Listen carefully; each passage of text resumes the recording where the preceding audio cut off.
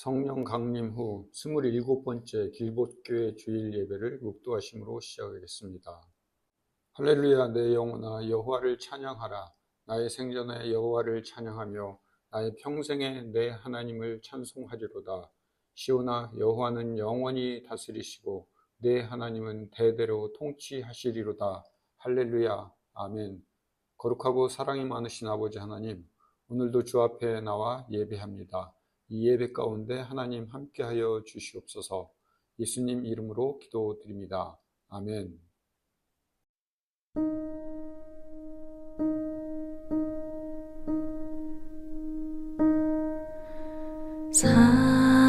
사랑하는 내 딸아, 너의 자금도 내겐 귀하다.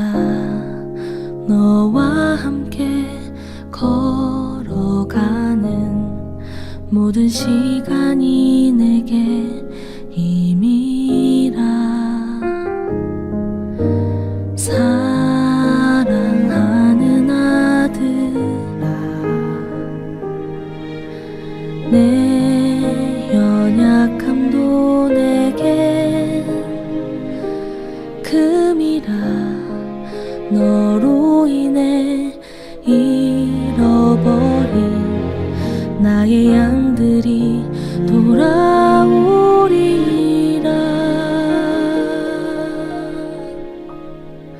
조금 느린 듯해도 기다려주겠니? 조금 더딘 듯해도 믿어줄 수 있니? 네가 가는 그 길 절대 헛되지 않으니 나와 함께 가자. 앞이 보이지 않아도 나아가 주겠니? 이해되지 않아도 사랑해 주겠니? 너의 눈물의 기도 잊지 않고 있으니 나의 열심으로 이루리라.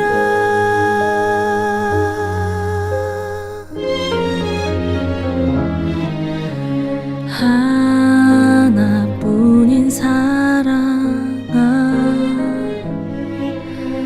내게 부탁이 길 잃어 지친 영혼 돌아보라. 나의 품으로 안기어라. 조금 느린 듯해도 기다려주겠니? 조금 더딘 듯해도 믿어줄 수 가는 그 길 절대 헛되지 않으니 나와 함께 가자. 앞이 보이지 않아도 나아가 주겠니? 이해되지 않아도 사랑해 주겠니? 너의 기도 잊지 않고 있으니 나의 열심으로 이루리라. 내게 그 땅을 부탁한다.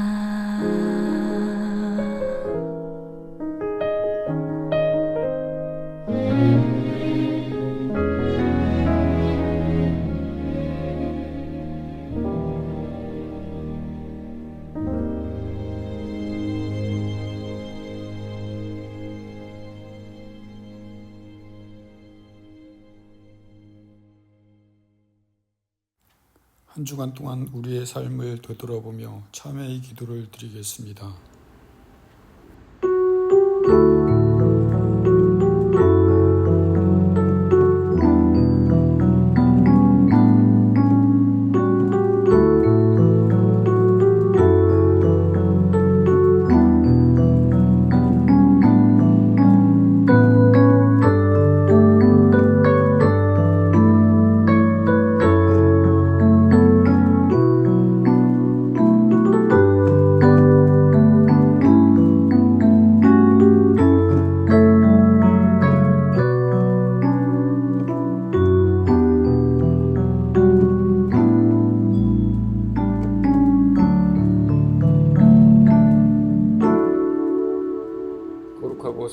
거룩하신 아버지 하나님, 오늘도 한자리에 모여 예배합니다. 예배 가운데 주님 은총을 더하여 주시옵소서. 우리의 삶이 녹록하지 않고 형편이 어려우나 하나님께서는 우리에게 복과 은혜를 주시기로 약속하셨으니 하나님, 이 과정을 통해서 하나님께서 우리를 통해서 크게 사용하시고 귀히 쓰기 위한 과정이라 생각하고 오늘 하루를 힘있게 버텨나가는 삶을 살아갈 수 있도록 주님 인도하여 주시옵소서. 고난은 축복이라는 사실을 기억할 수 있도록 주님 인도하여 주시옵소서. 우리가 할 수 있는 일이 무엇이겠습니까? 힘을 허락하여 주시옵시고 능력을 베풀어 주시옵소서. 담대한 마음을 가질 수 있도록 주님 인도하여 주시옵소서. 오늘 하루를 선물로 허락하여 주셨습니다. 이 주어진 선물을 가장 가볍게 사용할 수 있는 하루 되게 주님 인도하여 주시옵소서. 오늘도 주 앞에 봉헌합니다.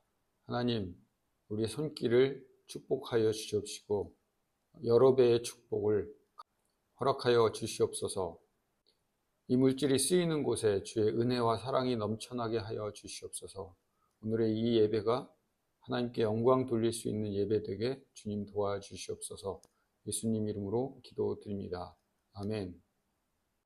하나님께서 주신 오늘의 말씀은 창세기 18장 1절에서 19절까지의 말씀입니다.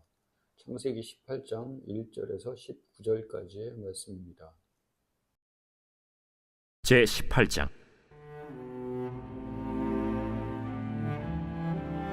여호와께서 마므레의 상수리 나무들이 있는 곳에서 아브라함에게 나타나시니라.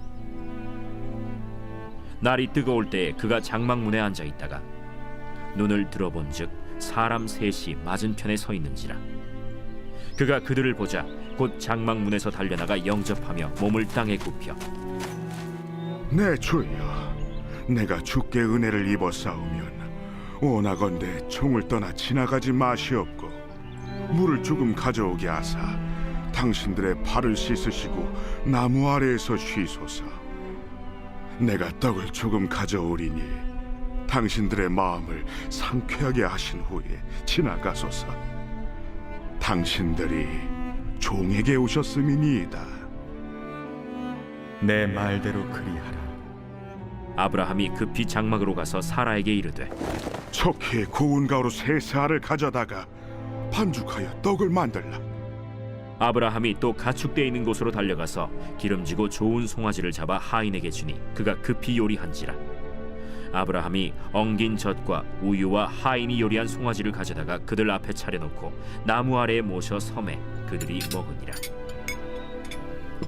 그들이 아브라함에게 이르되 내 아내 사라가 어디 있느냐? 장막에 있나이다. 내년 이맘때 내가 반드시 내게로 돌아오리니 내 아내 사라에게 아들이 있으리라. 사라가 그 뒤 장막문에서 들었더라. 아브라함과 사라는 나이가 많아 늙었고 사라에게는 여성의 생리가 끊어졌는지라. 사라가 속으로 웃고 이르되 내가 노쇠하였고 내 주인도 늙었으니 내게 무슨 즐거움이 있으리요. 여호와께서 아브라함에게 이르시되 사라가 왜 웃으며 이르기를 내가 늙었거늘 어떻게 아들을 낳으리요 하느냐? 여호와께 능하지 못한 일이 있겠느냐? 기한이 이를 때 내가 내게로 돌아오리니 사라에게 아들이 있으리라.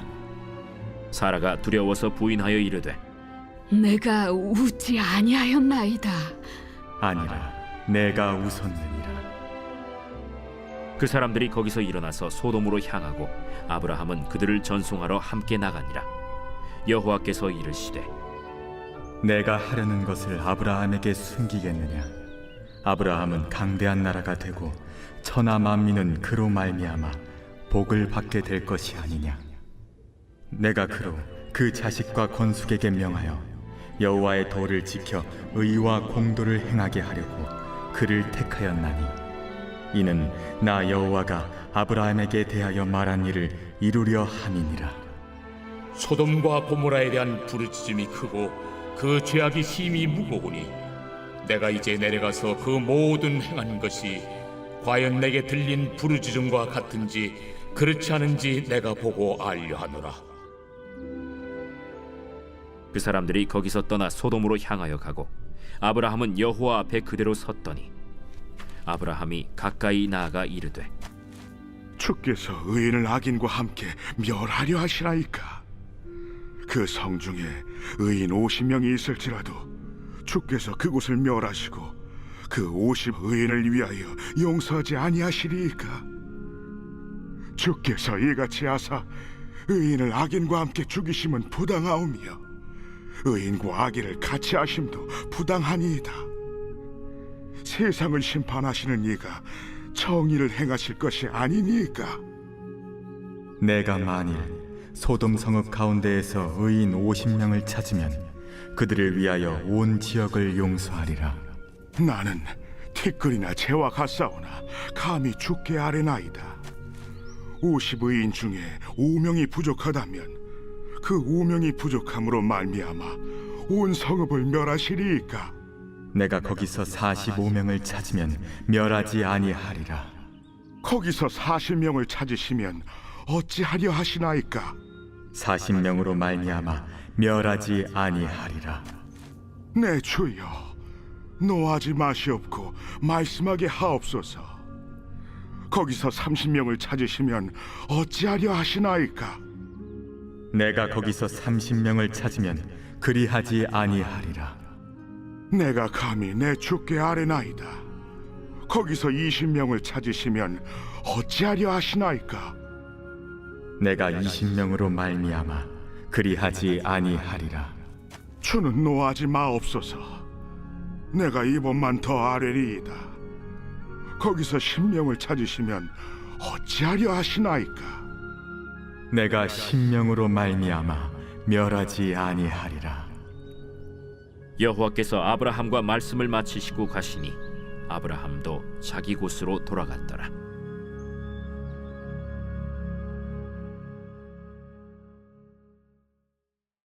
창세기 18장 1절에서 19절까지의 말씀을 보도록 하겠습니다.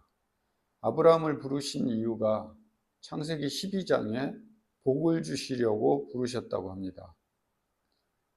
그래서 창세기 전체에서 제일 중요한 구절이라고 우리는 알고 있습니다. 하지만 아브라함을 선택한 가장 중요한 이유가 저는 따로 있다고 봅니다.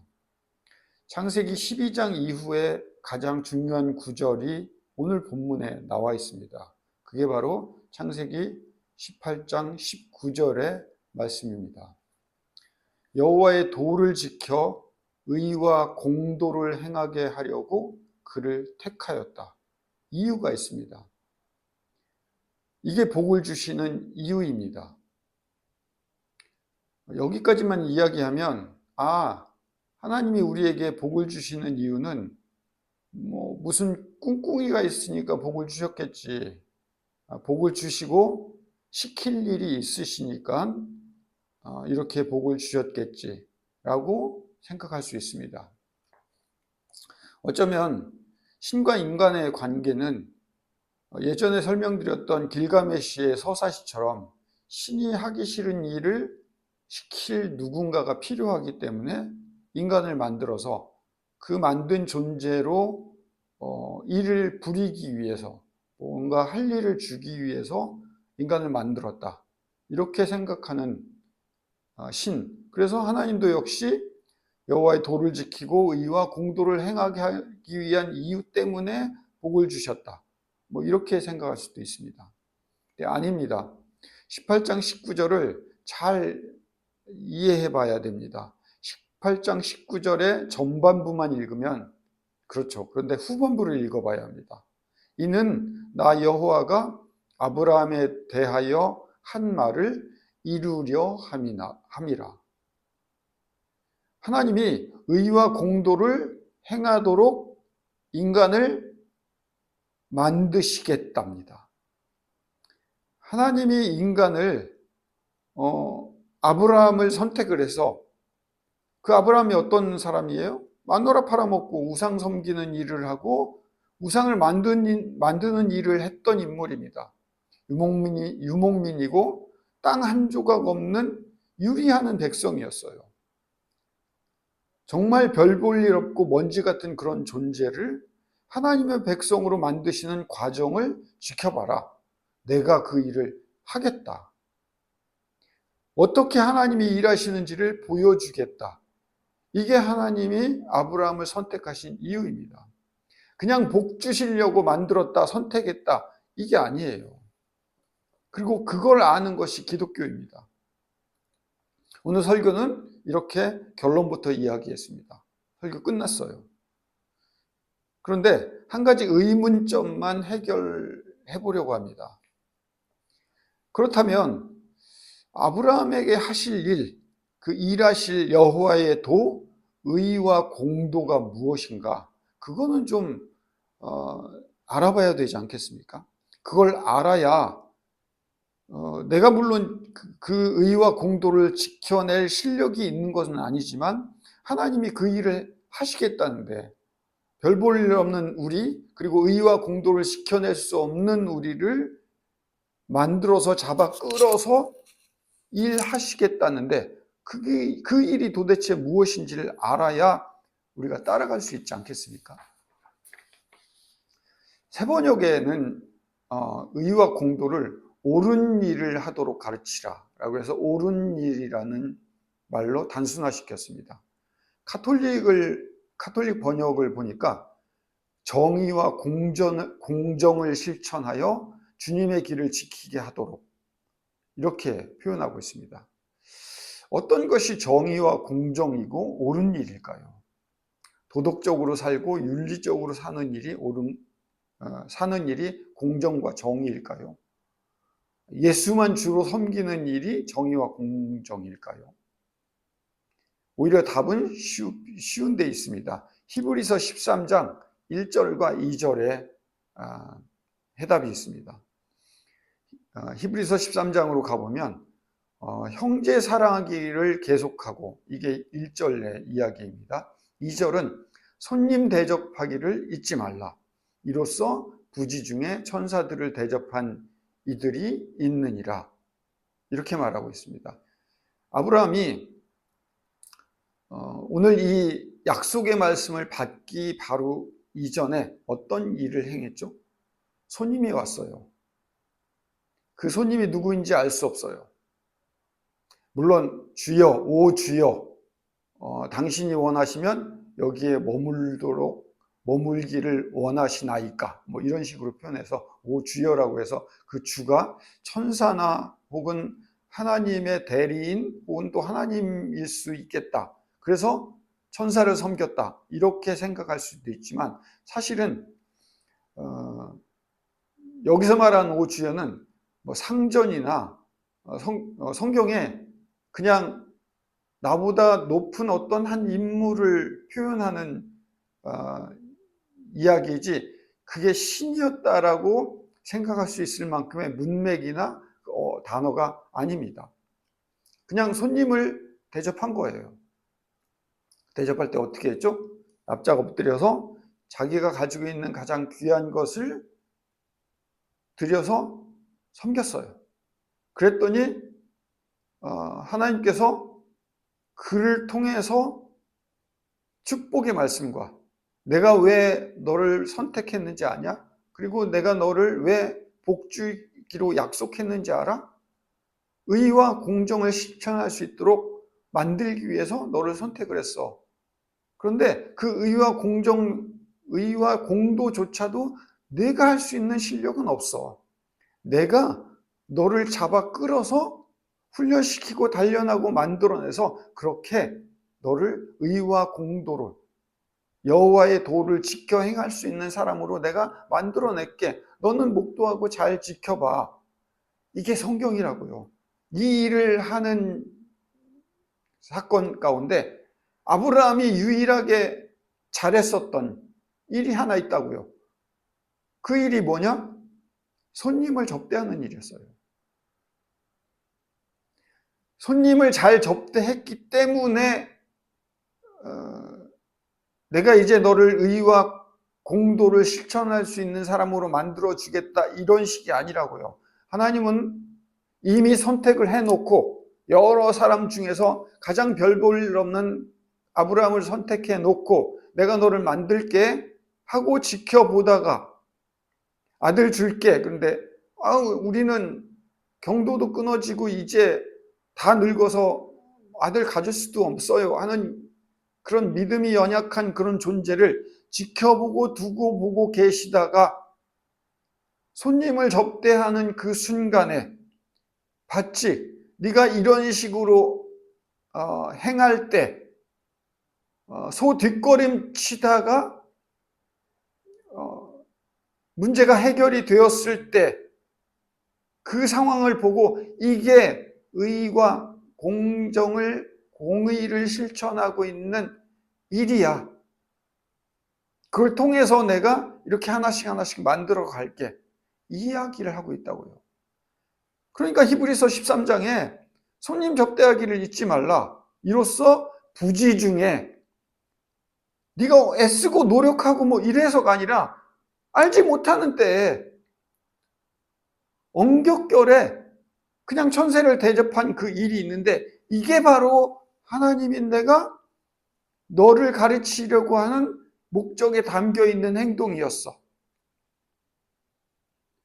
이렇게 우리를 가르쳐 나간다는 거예요. 기독교는 인간이 신에게 뭔가를 제공하고 드리고 애쓰고 열심히 하고 그렇게 해야지 그때서야 하나님께서 너 잘했다 수고했다 내 기준에 합당해 그러니까 너 천국으로 들어와 너 기준에 합당하지 못하니까 너 지옥 떨어져 이게 아니라고요. 세상에 있는 모든 다른 종교와 다릅니다. 하나님이 우리를 선택해서 하나님을 만들어 가시겠대요. 하나님이 이끌어 가시겠대요. 그거 지켜보라는 거예요. 그 일을 행해 나갈 때 우리는 부지 중에 엉겹결에 소 뒷걸음 치면서 밟은 그 일로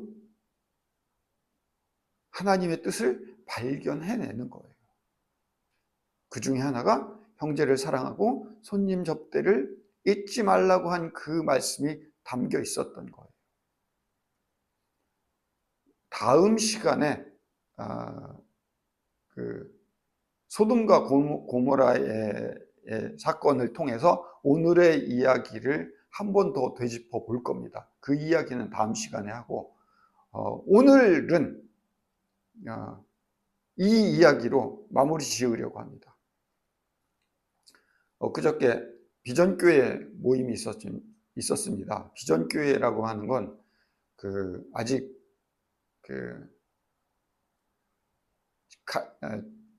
개척하거나 자립하지 못한 교회들을 비전교회라고 표현합니다. 비전교회 모임이 있었어요. 지방의 선교국에서 비전교회 사람들을 1년에 한 번씩 불러서 맛있는 음식 먹이는 그런 일을 합니다. 거기 가서 여러 목사님들과 교제를 하는데 한 목사님을 만나서 간증을 듣게 되었습니다. 따님이 고려대를 다니는데 졸업할 때가 가까워 왔는데 미국에 아주 훌륭한 MIT 어디 대학에 교환학생으로 가게 되었는데 뽑히기는 했는데 기숙사비가 1년에 3천만 원이라는 거예요. 비전교회를 하고 있는데 3천만 원을 구할 수가 있겠습니까? 그런데 트럼프와 윤석열 대통령 간의 어떤 회담 차원에서 만들어진 한시적인 특별한 장학금이 나왔는데 그 장학금이 됐다는 거예요. 그래서 2,300만 원이나 되는 돈을 받을 수 있고 또 다른 데서 장학금 또 200만 원인가 300만 원을 또 받을 수 있었고 그래서 그 돈으로 이번에 미국 교환학생으로 갈 수 있다는 거예요. 이것만 들으면은 하나님의 은혜다 이렇게 생각할 수 있었는데 그 사모님이 10년 가까이 외국인 노동자 사역을 하셨답니다.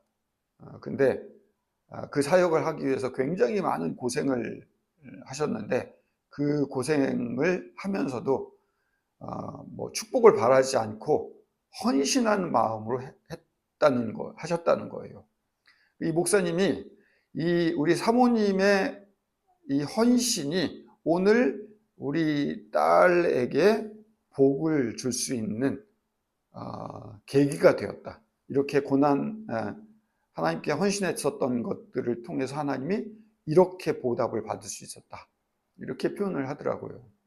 옆에서 같이 있었던 신플리교회 김영준 목사님이 그 얘기를 같이 들으면서 집에 오면서 그 이야기를 했습니다. 저 목사님은 저런 축복을 받았는데 나는 받은 게 하나도 없는 것 같아요. 김영준 목사님이 그렇게 얘기를 하더라고요. 그래서 뭐 이 얘기 저 얘기를 하면서 목사님 요즘은 어떻게 목회를 하세요? 라고 물었더니 거기는 외국인 사역, 거기도 역시 마찬가지로 외국인 학생들 사역을 하지 않습니까? 통역을 사모님이 한두 달 정도 하시다가 도저히 힘들어서 못할 정도가 되었는데 교포 출신인데 거의 미국에서 뭐 태어나고 자라고 그런데도 한국말을 잘해서 잘한 그분이 우송대 교수로 재직해 있다가 어떻게 우연히 신플리 교회로 와서 지금 통역을 하고 있다는 겁니다. 그리고 또 거기 학생 중에서 대학원생이 하나 있는데 한국말도 엄청나게 잘하고 영어도 잘하는 그런 친구가 와서 또 통역을 하게 되고 또 인도에 있는 한 학생이 또 통역을 하고 이런 식에서 통역을 번갈아 가면서 계속 한다는 거예요. 어떻게 그 조그만한 교회에 이렇게 훌륭한 통역자들을 둘 수가 있을 수 있냐고 제가 여쭈었죠. 그랬더니 그 목사님이 힘든 과정이긴 하지만 개척해서 여태까지 단 한 번도 놓치지 않고 그 통역하는 사람들 그리고 시원찮게 통역하지 않는 아주 훌륭한 통역하는 사람들을 하나님께서 계속 붙여주셨다는 거예요. 제가 이 말이 끝나자마자 이렇게 얘기를 했습니다. 그 비전교회 목사님만 축복을 받은 게 아니라 목사님도 축복을 받았네요. 그분은 자녀를 통해서 축복을 받은 거지만 목사님은 사람을 붙여주는 축복을 받으신 거라고요. 아니 그 통역하는 게 얼마나 비싼 줄 아냐고. 그렇게 괜찮은 통역자를 구해서 매주마다 목사님 설교를 통역할 수 있다는 게 아무나 할 수 있는 일이 아니라고. 그리고 그걸 뭐 요즘에는 3명이 번갈아 가면서 한대잖아요. 그 중에 한 명만 나 좀 꽂아요 라고 그렇게 제가 이야기를 했답니다. 이 두 분의 목사님의 공통점은 외국인을 이방인을 섬기고 잊지 않았던 사람에 대한 축복이었습니다. 오늘날 대한민국에는 고아와 과부가 없잖아요. 그러니까 고아와 과부 대신에 이방인을 섬기고 있었던 거예요. 그리고 신플리 교회는 개척하면서 장애인 한 분이 오셨는데 그 장애인이 다른 친구들을 또 전도를 해서 장애인들이 뭐 10명 가까이 모인다는 거예요. 그 외국인과 장애인, 구약시대로 말하면 고아와 과부와 외국인을 섬기고 있는 사람이잖아요. 손님은 우리가 알고 있는 그런 손님과 달라요. 고대 근동에 있는 손님이라고 한다는 손님의 의미는 땅이 없는 사람들, 유리하는 사람들인 거예요. 그 사람을 귀하게 대접했다는 그런 의미예요.